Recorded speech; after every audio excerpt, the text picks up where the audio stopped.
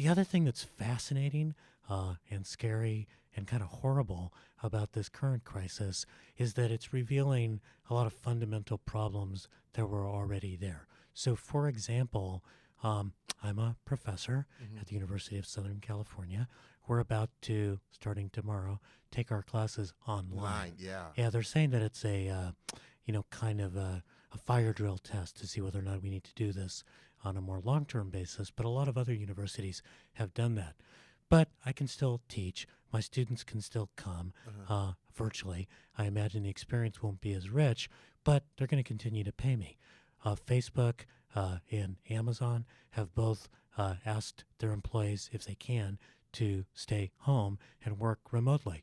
That's going to work fine for their high-end software programmers. Right. But what about the janitors that clean those buildings? Yeah. What happens when those buildings are less used and they cut back on janitorial services?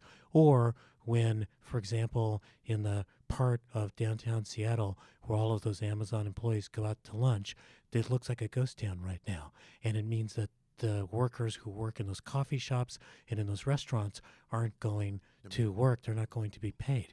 So the inequality that's already baked into our economy is going to be reflected through this crisis, because the people who will be the hardest hit won't be the knowledge workers who can work remotely. It's going to be the sort of face-to-face service retail people who are either going to run...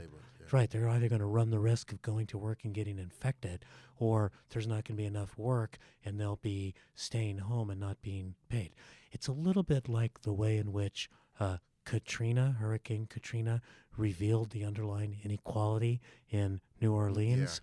This is going to reveal a lot of the inequality that's been existing in our economy for some time.